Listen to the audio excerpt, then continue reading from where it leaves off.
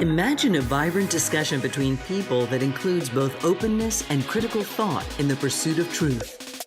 The Purchasing Truth podcast is an experience, a journey, an exploration of the impact that negative messages in politics and the media have on our families, community, society, and nation. Join your hosts, Bill Stierle and Tom Hazard, to discover new concepts and language strategies that will reveal effective ways of establishing truth. This podcast series will tackle current events, leadership challenges, healthcare confusion, integrity in business, and many other areas that affect us all. Gain clarity and understanding of the various truth perspectives. Welcome to Purchasing Truth. Welcome back to another episode of Purchasing Truth. I'm Tom Hazard, along with your host, Bill Stierle. And Bill, I'm very interested to have a discussion today about public servants and what it means to be a public servant and how truth, is a complicated thing regarding being a public servant. It is. It can be. That's for sure. It definitely is. I think the biggest challenge is that, public servants are really kind of signing up to follow the rules and enforce the rules. And they get elected to a public office, or they get appointed to a public office, or they even get hired in like a police officer or a fireman to a public office to serve, protect and serve. And they're doing that. It's not a business-oriented job. It's not, I have to, go make a profit. I have to find a customer. It is, I'm in a service position. Here's what the guidelines are and what the job description of that public servant looks like. And we're having a bit of a battle that's going on about what a public servant, the value of a public servant even. Because as soon as you put a businessman in charge and he has a businessman's mindset, he goes, we don't need all of that stuff. Gut this department. Don't fill that office. Don't appoint those people. There's so many vacancies in the government. And the supposed idea is, look at all the money we saved. The only problem is that look at the gap that has been created. Because when I want to go ask for something, hey, do you have this record? Oh, no, sorry. You're going to have to wait a week or 2 or 5 to get it because we're understaffed. Wait a minute. How about, making sure people follow the tax codes? No, sorry. There's not enough people in the IRS to make sure that only a small percentage gets the audit. Therefore, we can't, everybody can't play by the same rules because there's just not enough people to watch over others to make sure, to follow those rules. So we're really in a tough spot right now, because being able to follow truth is a bit of a challenge right now, because there is a battle between how can I get freedom and also how can I follow the rules? Well, if I want to do whatever I want to do, well, I don't want to follow a set of rules. So either I figure out a way to put a rule on top of the other rule so I can get around the rule. That's called the tax code and the different layers of the tax code. And, or I'm going to not fund that thing that is stable, that is setting a set of rules. I'm not going to do that. So really, really troublesome, and as soon as you make something that's public private, there's some problems that come with that. And this leads us into a lot of, awareness that we need to have in regards to how do we want to support, encourage, and stabilize our public servants system? I mean, that's the big thing, Tom. It's like, how do we do that better? You know, so many Well, examples. so many examples. And, the idea, at least in my mind, and I think the definition may be different, but in my mind, a public servant should be putting the needs of the many over the needs of the one Right. or the few, right? As that you're serving the greater public and not just serving yourself, certainly, or serving a very small portion of the people or an individual at the expense of all the others. Right. And interestingly, there's it's really hard to believe that our leaders that are latching on to any piece of information that supports the narrative they would like it to be are Right. are always are in alignment with integrity in terms of being a public servant. Yeah, the need for integrity is one of those qualities that are necessary inside a public servant. And if you have one that doesn't have one, that doesn't have integrity and doesn't stand on principles, well, those are the ones that get pointed at. It's like, this guy, hired an illegal, this person, illegal servant, or you know, um, paid something under the table for somebody, or had a mistress, or you see what I mean? It's like all of these, moralistic ways to take out the public servant. It's like, and yeah, those are people that you don't fully want or take a picture that is, a little bit sketchy or racially insensitive. That would be the blackface piece. It's like, I can take out a public servant based on any mistake or any poor judgment, even if it's 30 years ago and it's done one time with a certain level of unconsciousness that doesn't play well 30 years later. And how do we adjust as human beings, holding a moralistic standard about somebody's got to go because I'm thinking about Al Franken in this moment, because he's a comedian, he's writing the script, or he's um, joking around when he's in the role and the identity and the job as a comedian. But now that he's a senator, well, he's held accountable for his past behavior all the way, because there was a behavior when he was 15 that he did.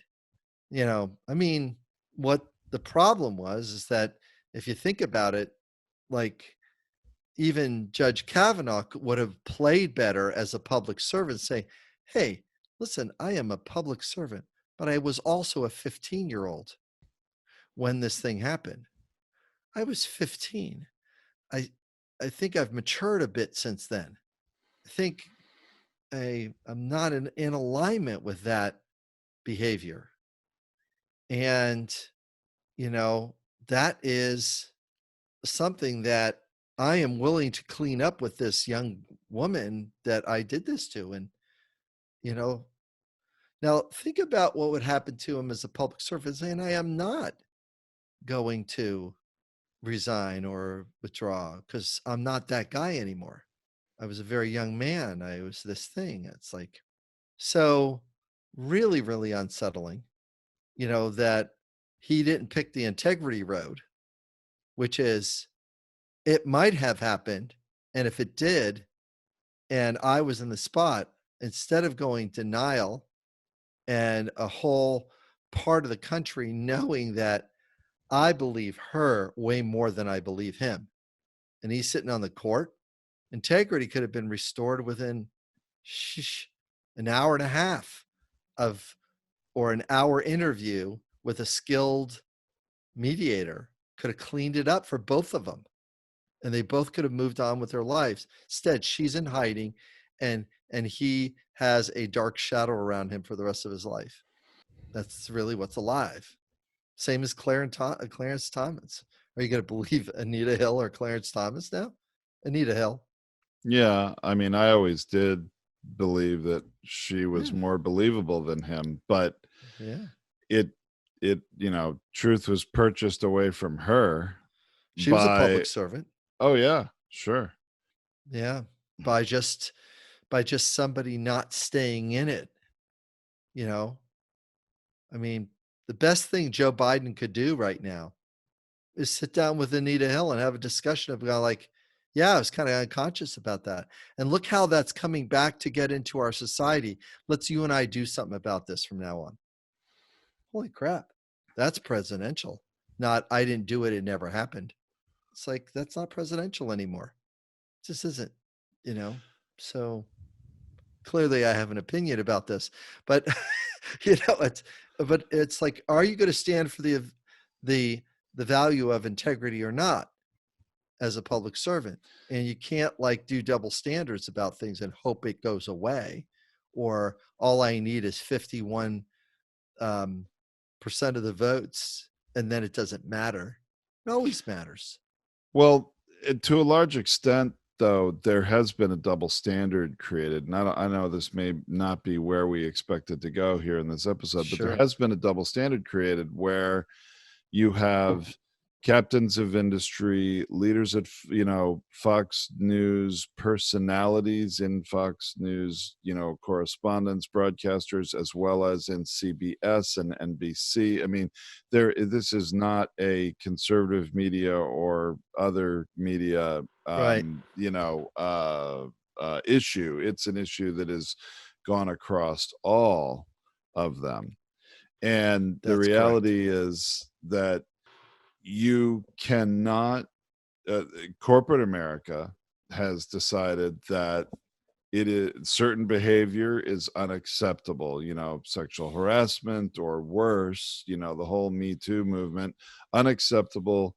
They, as a company, cannot allow people who are even without having a trial, if you will, but if they find enough evidence that there was misconduct, they're going to get rid of those people. But if you're elected by the people to the highest office in the land, you get a pass. I mean, that's really what it looks like with the That's president. what it looks like. And now it's regrettably, Joe Biden, there's an accusation of not anything near as egregious as what Trump was accused of, and not near as many accusers. I mean, even a year ago, Biden had the issue of, well, women said he would make them feel uncomfortable, touching them on their shoulders or whatever. And he said, no, I get it. Times have changed. This is not appropriate, and I'm aware of it. I'm going to change that behavior. Well, now this is accusation from almost 30 years ago that's come out. Exactly. Yeah. Of one woman that says that he did something inappropriate with her. Well, so Joe is running the "it didn't happen" playbook.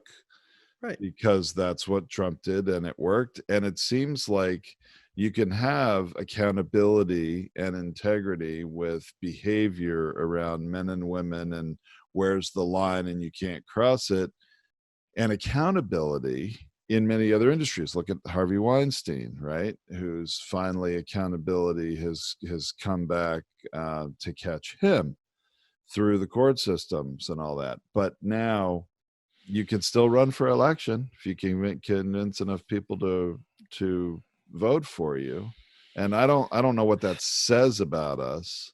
Forgiveness is what it says about us. We're willing to forgive one side versus the other. We're willing to give a pass for people to say, well, because it's our side, we're going to give our guy a pass. Because it's your side, we're not giving your side a pass. It's sort of like it's okay if Republicans win by one vote, but if Democrats want to win, well, they've got to make it a landslide. It's like, no, it's still one vote. But there's a belief that there's a higher standard. I'm going to hold you people higher to a higher standard than our people. I mean, it's one of the foundational, and I'm not saying forgiveness is not an important value set. It is a very important value set, but restoration regarding integrity and truth telling is way more important for in my list of things. For some people, it's not. They live their life with a set of beliefs that gives them a pass on their behavior. It's, I mean, there's a lot of people give themselves a pass on really junky behavior. They just do. Well, and now it becomes, I think, much harder for Joe Biden to take the high road and make any kind of debate argument with, Trump about, treatment of women, because of this allegation. It makes it hard for him to have that discussion. And also, whatever allegation is against Joe Biden, the Republicans can't really go after that either, because Trump has been accused of much more and much worse. But it's interesting. You remember, you and I've talked in the past about, what would you have done if you were Hillary Clinton on the stage talking about the Access Hollywood tape? And Yeah. Trump says, oh, it was just locker room talk. And then you had a very good response to that. Oh, locker room talk, like a 13-year-old boy would speak in the locker room. That's what you mean. So it's okay as a 13-year-old boy. So see, I would have, she could have just hit him on the side with a fish really easily. I mean, with no problem. So it's okay. And you're going to coach your son to do that. Is that what you're going to do? So you're going to give your son a pass to talk that way to women, the people that he's in relationship with. Is that what you're going to do? So it's okay. You're saying it's okay as a public servant. See, this is where she could have inserted, as a public servant, you're going to be okay with that value set. Now that would have been killer right there. We don't do that as a public servant. Have won. For years and years. For years and years, we have done our best as a nation to hold public servants at a higher integrity and accountability than the general public. Please go back to the public sector, please. Private sector, please go back to the private sector. You can talk like that in the private sector. We tolerate that in the private sector. In the public sector, we don't. She's done. Wow, that would have been powerful. He's done one moment. But see, they don't have they got to remember what they're fighting for. And also what the role is. It's like, what are you scared of that guy for? I'll tell you, Joe Biden will need your skills to tap dance around, how to deal with the current allegation rather than just straight denial it never happened, because then it makes him look no different than Trump. Yeah, I think somebody asked me about this recently, and I'm just remembering that you and I didn't talk about this, but I think it was somebody on Facebook said, Joe Biden says this, what do you do? What should he do? I put 2-hour interview on primetime TV and with a skilled skilled mediator, and clean it up in an hour and a half to 2 hours online, on air, face to face with the woman. That's what I said. Face to face with the woman, clean it out. And you go on the narrative right now, which is, I am interested in meeting with her face to face right now, online or on air. And when he's there, he gets to be empathetic. He takes accountability. He gets to not apologize, do something way better than an apology, which is extend empathy for the real or imagined activity that took place, and call her out, stick her on the thing, have her do it. I'm willing to be there. And this is going to be a safe way, not like the Kavanaugh trial, where it's not safe. So all of a sudden he's going, it's going to be safe. It's important to talk about these things, and the best disinfected is sunlight. As if that doesn't tap into everybody's belief structure. Oh, yes. Sunlight is the best disinfectant. Great. So we're going to talk about it in the open light. Listen, he could start out the interview. I do not remember this happening. Please put me in the right place and time so I can remember this moment. Here's the moment. Okay. So it sounds like that during this time, this was your experience of that. Yes. Even if he did something that was not good, like even really bad stuff, there's still's got to be some reconciliation if he wants the top job, because to help to model for the nation what it looks like to face truth, even if somebody makes something up, it's so Well, but they're it's staying, I really mean, tough. Biden's campaign managers and Biden, they're going to stay as far away from the thing as possible. They're hoping to just address it, deny it, bury it, move on. Let it calm down. And then people will forget, and they're going to vote for Biden because either he's their guy, like we've said about Trump supporters, or that, regardless of even if, and actually I've had discussions about this with even in my wife, and she's like, if Biden did those things, it's reprehensible. I don't like it at all. There's lots of things she doesn't like about Biden, but she is going to vote for Biden because there's so many more ways that Trump is not in alignment with what she thinks is right for the nation, and that's not going to be the issue that keeps her from voting from him, even though she wishes that he was in more integrity with women, right? Yeah, he's a touchy guy. He's a hands-on people guy. He's an affectionate guy. He's a hugger. Yeah. Tom, have you ever been at a party and somebody came out of nowhere and gave you a hug, and you go like, what does this person do? Who is this person? What is out of my, it's like, I'm trying to remember you, but clearly you love me. Yeah. No, it's definitely happened. People can cross that line of personal space and, affection that maybe you don't share. Definitely that can happen. And it's awkward. But it's also not criminal in my mind.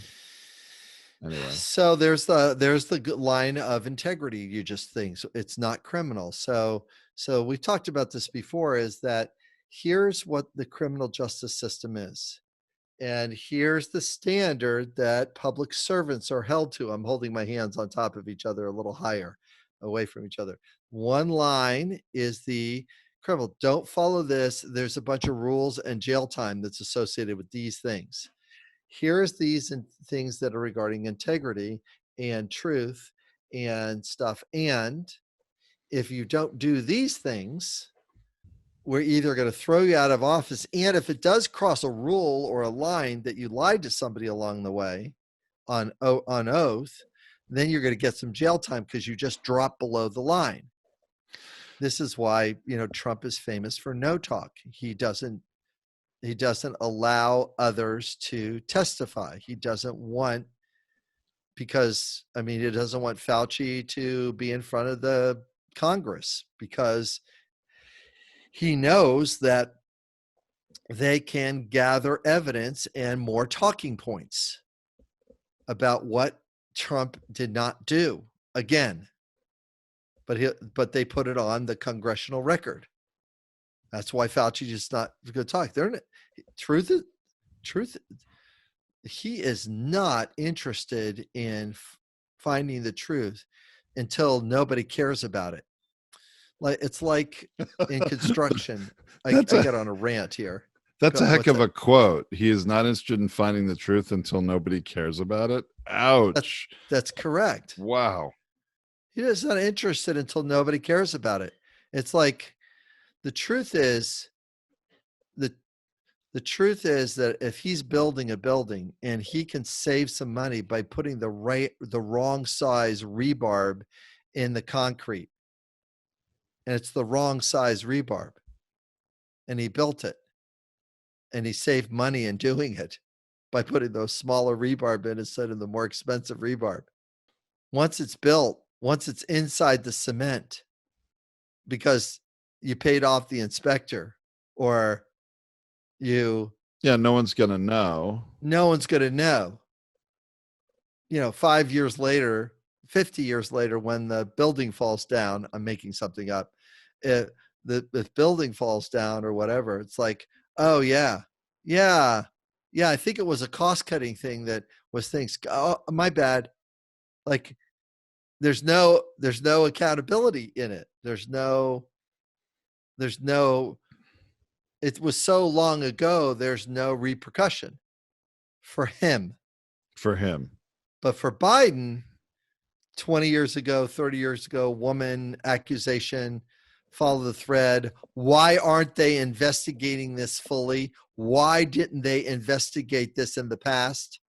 It's the same reason why they didn't investigate it for you.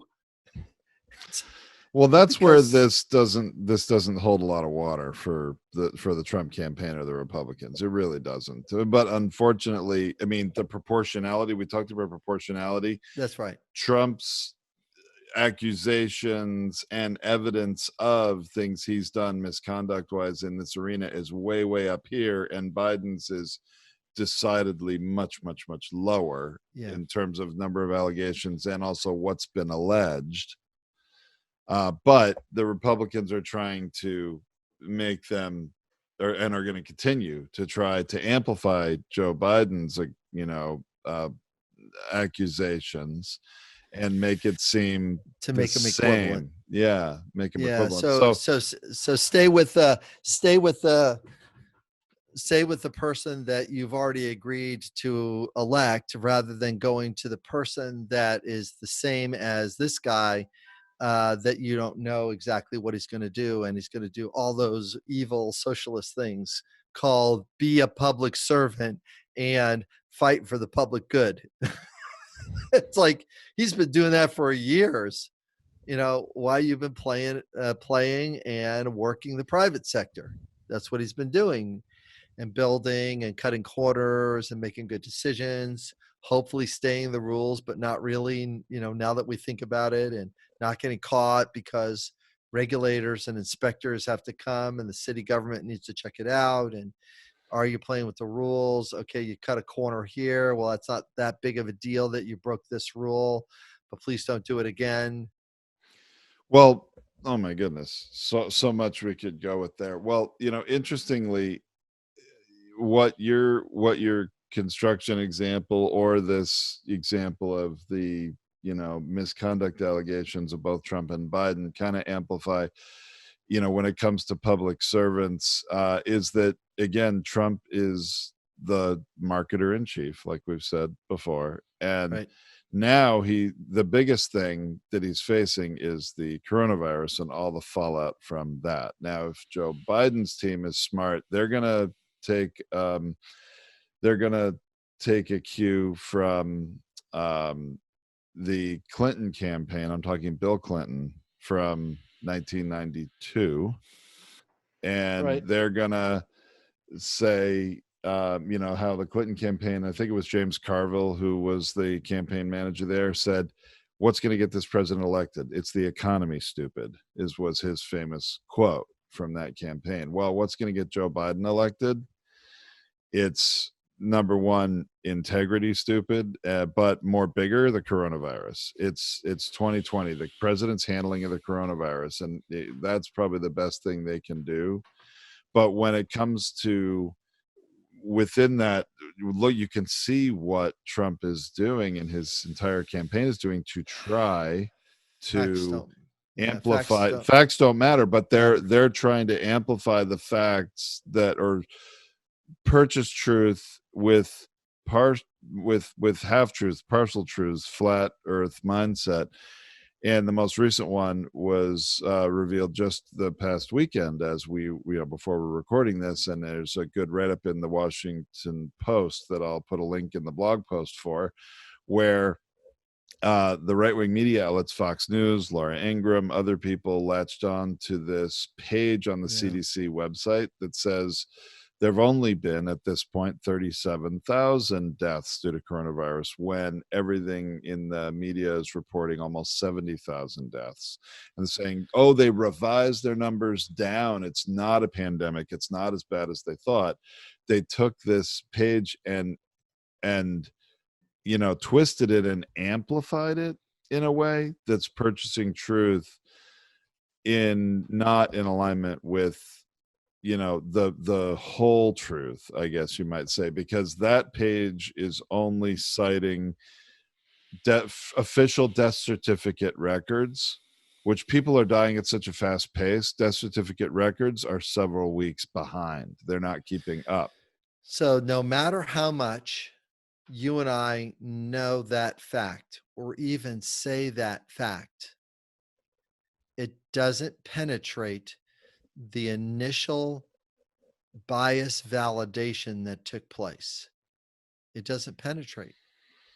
See, the bias validation is what Trump and Fox goes for. I'm going to validate a bias. The bias is public servants aren't honest. No, public servants follow the rules. And because they follow the rules, what happens is there's a thing called discrepancy between what one group is doing and the other group is doing. The media is more on the capitalist side. The government is on the social service side, on the public side. And in order for something to get accounted officially, the death certificate needs to come in.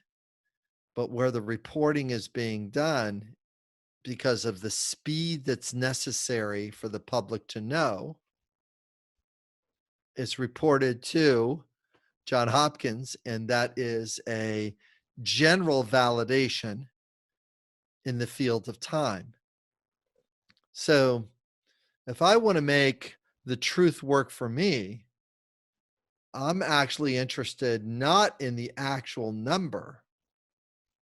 I am interested in validating the bias of my listener.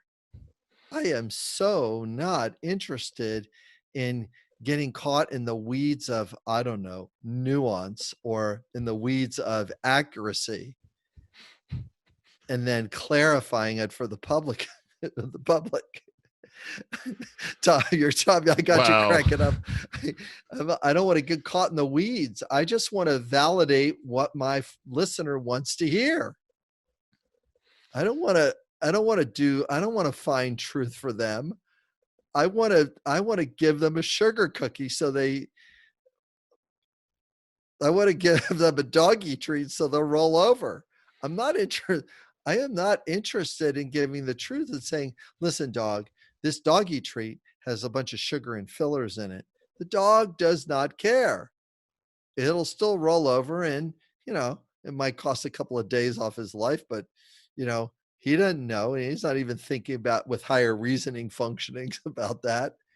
I mean, it's not to say, human beings don't have their own set of problems with beliefs and habits that cause death early.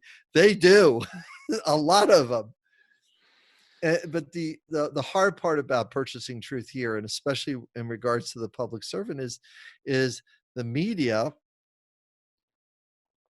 job is to investigate and bring their version of truth towards the direction of the public servant. The only problem is, if I want to validate followers and I want a group of people that are sitting with so much doubt and so much skepticism that government is bad, because is it? I don't think so. I think I like my police department. I think I like my firemen. I think I like the various different public servant things that work for me in my life. I kind of like that the military, protects our shores, and that a portion of my money goes to fund the CIA and other of these kinds of things, because the idea is that they have integrity and they're looking to protect foreign entities. Well, The challenge is that we've been looking outside for villains.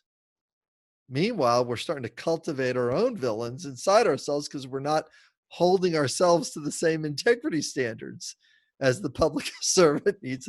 So now we got the villains are on the inside going like, where are they? Oh, they're right next to us. It's like, I want my freedom at the expense of your safety. I want my independence at the expense of your life. They're not even having the right discussion. So you can see I get exasperated because my need for truth isn't met, that they're not even having a direct conversation. Okay, how are we going to get freedom and independence to make the choices and get the haircuts we need at the same time as getting safety and protection for the vulnerable people in the nation? And you cannot say that person was going to die anyways, or that person is in regards to a car crash, there's more people of this, there's more people of that. Well, as Tom, you and I, just to make this personal, so my uncle passed in a nursing home this last weekend. To personalize this, it's exasperating to know that the public servant that was elected did not do the things needed to protect or minimize, or still hasn't done the things necessary to protect and minimize the impact on the weakest people in our nation.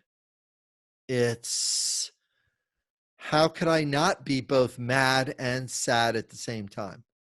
And this is why you and I even started this podcast a while back, is to say, we need a healthier discussion about how to get to truth rather than people verbally shooting each other. Does this kind of make some sense on your side? And I know I kind of left us with a little bit of a bomb here, but it is a tough thing, as we've got to do a better job at this. It is a really tough thing. It is exasperating. It is disconcerting. I'm in alignment with you on that. And boy, it is just so very frustrating to me how far away from truth our current leadership is. And like you said, they have no interest in getting to truth. I mean, when you were talking about just a couple of minutes ago, like your news reporter who's not interested in truth, but interested in reinforcing a belief bias. I've started to see Ron Burgundy in my mind's eye, the anchor man. And I was like, wow, where is he when we need him? He could, Will Ferrell could do a great little sketch where he's actually talking about these things in the truth of what he as an anchor man might be thinking. The news says that, here's the report. I don't want to read that. That's not what we want our people to be thinking. We want to do this. He could actually do that in a funny way and illuminate the reality of how a lot of news, quote unquote, air quotes here, news programs are not really bringing news and truth to their viewers.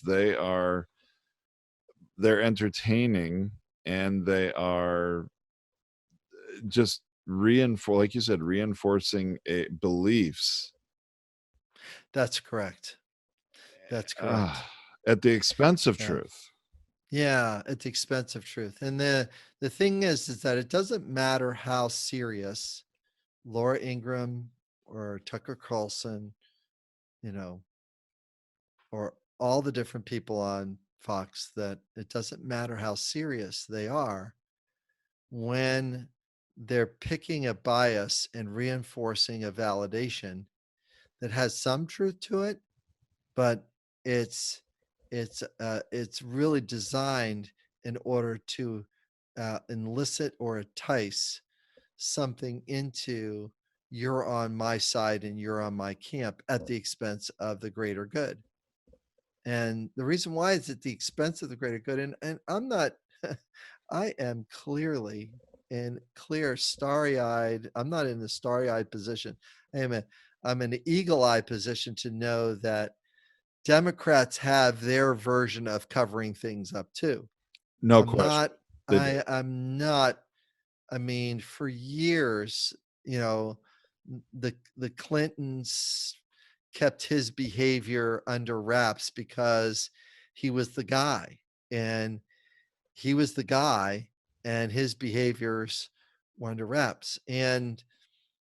The and it's disheartening when here's this public servant that's to hold to this higher accountability piece, and he was impeached for lying under oath, and can you imagine if he would have said, yeah, I did it and I'm not lying under oath, and what are you going to do now? It's like, well, we're going to censure you. Really? Are you? Okay, let's see you do that. And he picked the same line that Trump is picking right now. During that time, it would have been a tougher go. Sure. But at the same time, people would have been, yeah, at least he's honest, Well, and there were many people, myself included, in 1992 that before Bill Clinton was elected believed, yeah, he probably had an affair with Jennifer Flowers. He probably did. And I didn't care because I didn't think that had anything to do with his ability to be a good president. I think that I still believe that's the case, but I agree with you. I think it would have been refreshing if he just admitted it, but maybe there's a lot of people that wouldn't have elected him. That's correct. There might have been a group of folks that would have said, well, no, I ain't think I'm going in that direction because, I have, our nation is really is not split 50-50. The voting public is a little bit more right than it is left, the voting public. And that's clearly what we saw in the election. It's a little more on the right side. And it's like, well, if I'm going to pick team one or team two, I'm more here and I'm on this, and I'm only looking to get biased and believe those things, that person has the same values and thoughts that I have in regards to quote unquote conservative. But clearly that definition of conservative has really moved a lot now. And that's the thing that's going to something that we all need to look to resolve, at some time, so again, very unsettling to see what we're facing coming up here. And I would just hope, I would wish that Joe Biden would just sit across with the woman and hammer it out with her in real time. And I would facilitate that in a heartbeat. I'd say, yeah, I can do that because I know how to be compassionate and fair, and also to say, listen, this is painful for her, whether it was real or not, whether it was, and it could be anywhere from completely unreal all the way to have various degrees of truth about how she experienced whatever she went through. And to be honest, and then to have Joe to get to that and hold the space for her to do that is demonstrating real-time empathy for somebody else on a one-on-one basis, and say, oh, by the way, I can do this with the nation too, because we have a great deal of healing we need to do right now. Oh, and I think, believe me, if it would be, how do I say this? I believe Joe Biden would have real compassion and empathy for her in that moment. I really do, because he is an empathetic person. He is able to feel for others and feel their pain. It would be quite something. Of course, there's no way Joe Biden's campaign staff is going to let him get within 10 miles of that. They could session. If they were smart. They could. But they were smart. And if Joe was properly, prepared. Yeah, he'd need to be prepared. I mean, he knows loss. He knows what loss is. His family has had plenty of losses. I mean, he knows loss. He knows how to be in the space of loss and stuff. And, the winner guy, are you tired of winning yet? We're going to have so much winning. You're going to get tired of winning. I don't want to be number one in the world in corona deaths. Really don't want to be number one. And, it's not doing so good. The other thing about a mediation, like you were suggesting with Joe and the woman who I'm afraid I don't even remember her name right now, but Terry Reid. Terry Reid, that's her name. Okay. Tara Reid. Tara Reid. Is that Trump would hate that so much because it would dominate the news cycle and the ratings for weeks. And if Joe Biden's team did it right, Joe did. Well, but even just the lead up and the preparation to it, the build up to it gonna happen, because you want to at least schedule this a week out and dominate the news cycle ahead of it. And then after it, goodness. It's a month. It takes a month out of the calendar.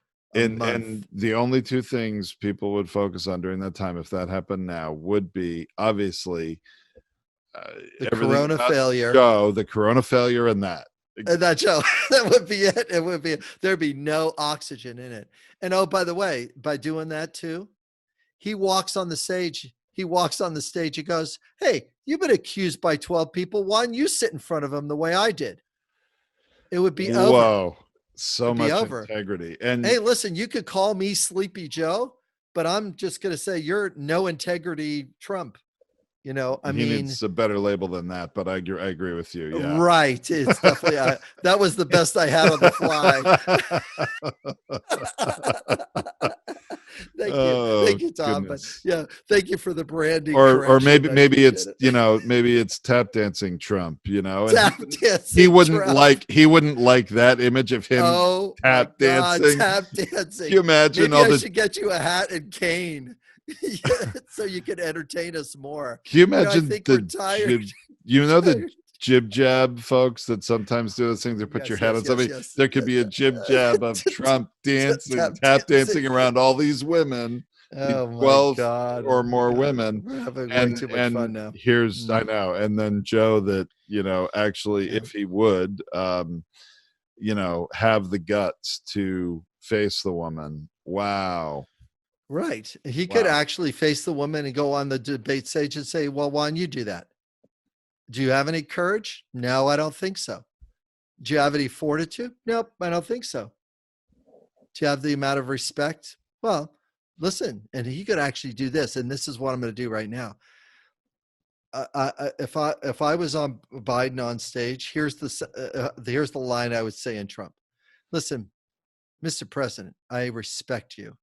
I respect you as one of the most gifted marketer and brander, and the ability to sell people.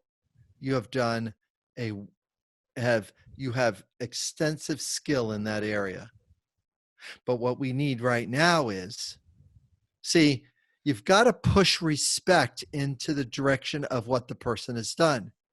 I respect Trump for his ability to message, the three message, provide the listener a reward, give them some anticipation, and create some uncertainty and get them to buy. He does that. He's good at it. He's so good at it. He can walk in one room and he does that so naturally that during a press interview, he's doing it all the time. And it doesn't matter if he's lying or not. He's completely in that space of marketing and selling and promoting himself. I mean, he's great at it. I so respect the ability not to move off of those value sets. He just doesn't move at all. There's no pivot. He's going to be more presidential. He'll do it for like a speech, maybe, and stay colored inside the lines. But he's tweeting that night, trying to stir the pot again. That night he'll tweet and undercut what he just said. just to raise dopamine in the listener and confirm the bias of his voters. It's really unsettling, and this is the problem when truth gets purchased like this. It's that you've got to stare it down a little bit and say, hey, the guy didn't answer your question. He might not be in integrity if he's not answering your question. You got to stare it down. You got to get your adult brain going like, well, the reporter asked the question. He didn't give him an answer. Same as Kellyanne. The reporter asked the question and she didn't give him an answer. Well, I love what you said that about how Trump could on stage show Trump that, respect. And That's right. because that's going to get Trump all happy. Oh, he's praising me. He's making me look good. But he needs to, Biden would need to pivot more quickly to what the alternative is and not just stay on, here's what's great about him, right? How would you more quickly contrast that? I mean, you're making Trump feel good. You're putting a smile on his face because you're saying he's a brilliant marketer and he has this ability to always, sell. But that's not what we need right now. You know what I mean? Right. How? What would you move to? Well, if you're meeting the need for respect regarding marketing and sales, now you've got to pick the needs that Trump does not do well. And it's provide protection, provide safety, provide stability, provide peace, provide fairness. He doesn't do those well. Fairness, getting to more opportunity for more people to do well. Mr. President, I respect that you're able to, but really, I feel disheartened to let you know you really haven't met the need for fairness for most Americans. And just let it dangle. Let him tread water in the ocean for a little while. Let him ramble on trying to say about how fair he is, right? Right. He'll probably just walk himself further off the plane. Gosh, I hear you saying that you are fair, and gosh, I'm not sure if the things you're saying were fully true. Now, notice I'm creating doubt in my voice. If Joe Biden creates doubt towards him, the doubt and skepticism that he projects towards other is now being projected towards him. See, if as soon as you try to fight with criticism or facts, he gets to create doubt about those facts. So you don't give him any of them. You just let those words dangle out there and let Trump try to squirm about how the heck do I battle that? That's correct. He doesn't know how to battle a need. He knows how to language a concept. He knows how to create anticipation. He knows how to create uncertainty. Many people know it, but I don't know those people where they are. Many people are saying, who? Well, just many people are saying, I have my list of experts behind the door that I never trot out to show anybody because they're really not there. It's like he does it often, and he moves beyond the moment. Like, don't look at the rebarb. I'm putting in cheaper rebarb right now. Interestingly, public servants are supposed to put the needs of the people first ahead of their own needs, and absolutely, that's really the difference. They tend to do, real public servants do that, and then they remember, oh, I need to sort of spin this so it appears better than it is, or I need to try to market this or get people to look at it this way. Right. Trump is all about the marketing and getting people to believe something, and the public service is really only if he absolutely has to. Right. That's right. Only if he absolutely has to. Only if it's going to give a talking point that he gets to tout and expand. So the travel ban that they put in China's direction, the travel ban to Europe, were things that didn't make any difference and didn't do anything to prevent it, even though it was in the field of time. It wasn't the breadth and it was a Band-Aid to a wound that needed 15 stitches. All the things he says that are accomplishments are literally a Band-Aid to a wound that's leaking. It's really, really hard for me to say that because I'm actually getting sad as soon as I think about it, because that's really the size of the metaphor. It's like, you allowed, I'm being Biden for a second and on the debate.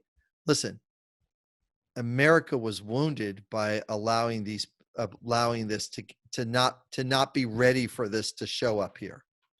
It wasn't that no one is expecting you to keep it from coming here. But as a public servant, we were expecting you to protect us once it got here. Do you see the pivot? Yeah. Your job was protection, and you failed there. You failed us there. Now, notice he said us.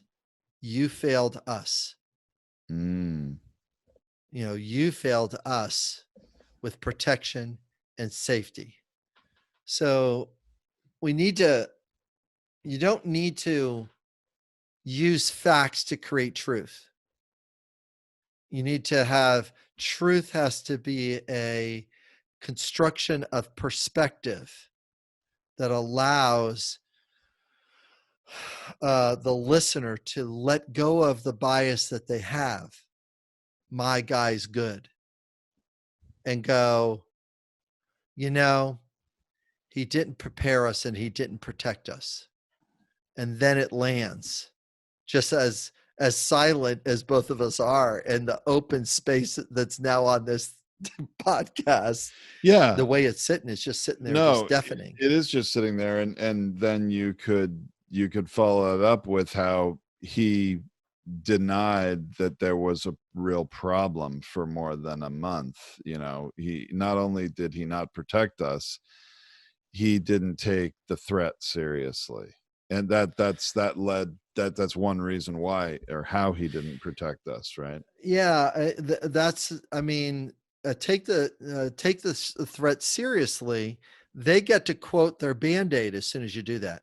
But I did do it seriously. I did put the band there. It's like you put a Band-Aid on a wound that was leaking blood. Right. We were already wounded at that point. Yeah, you put a Band-Aid on a severed arm that needed a tourniquet or something, Right. Something in that category. And it's got to be proportional. It's proportional. It's just magically going to go away in April when it gets a little warmer. See, all these truth things are just getting under your skin, aren't they? They are, and I want to bring them out, even though maybe it isn't helpful. It doesn't. It's not. They just shrug their shoulders at you, And I know this is a tough discussion for people to have, but they just shrug their shoulders and go like, "Sorry, it doesn't stick. We can't brand and market that." We can't see, a liar doesn't brand very well. You can't brand him a liar, even though he's an optimist, because their side wants to hear that he's an optimist. And I just want the guy from I want the guy from the Apprentice. I want the Trump from the Apprentice that fires everybody, because I really felt good and sat with anticipation on whether or not Meatloaf was going to get fired. Oh my gosh. It's like, I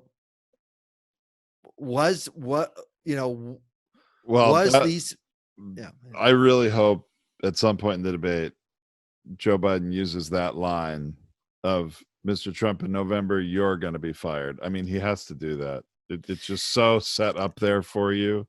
It is, but that would be after the election. I would not recommend using it before.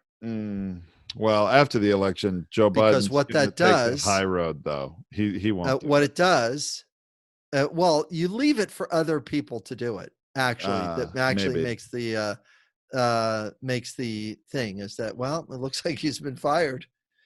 Oh boy, he that'll burn his blood. Yeah. See, look at how your own resentment, retaliation showing up. I'm just going like, hey, he's a great marketer and brander and a wonderful salesperson, and he belongs back in the private sector. Go ahead. Go back there. Go back over there. Yeah, I get that's definitely that. I want him to It go would over be there. more I effective. want him Yeah. over there, away from this, away from public service, over to private sector. Yeah. We allow people to steal from us in the private sector and get away with it. Go back over there and steal things. Stop messing with our stability and infrastructure. You're not good here. You're not good for us here. You're not a good part of the nation when you're in this spot. Very disciplined, Bill. You are for sure. and they need your help, no question. So Tom, this has been a great one. I really appreciate it. So next time, I think that we're going to be getting close to, I know we're crossing the 70,000 mark regarding this. yes. And we've got to really take a look at how the framing is going to take place regarding truth here. The framing has already started on, well, at least it's not the 2.5 million that they were predicting. Sure. That's the first frame that they're going to start. And then they're going to say, well, it's at least not the 250,000 that they predicted, but we're going to cross the 100,000 mark by the end of June, end of May. End of May. I think End we of May. may. Yeah, Sorry. we're easily going to. Yeah. Yeah. And then the smaller communities are going to start to have their run. The smaller communities, the ones that say, gosh, the emergency rooms are empty. Those are going to start to have their run of things, because it's got to normalize through the herd immunity, and then it's going to take out a bunch of elderly people like my uncle. It was 85. It's going to take him out. Yep. And it's a very sad ending to kind of that great generation that did so much for us in World War II.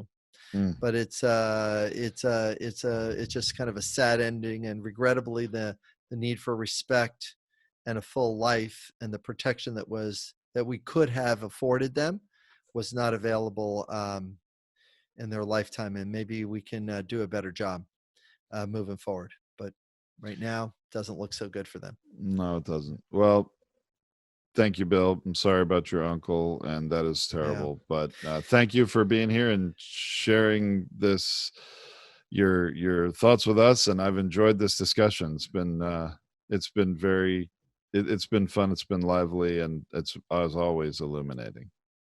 Thanks a lot, Tom, for hosting. Appreciate it. Okay.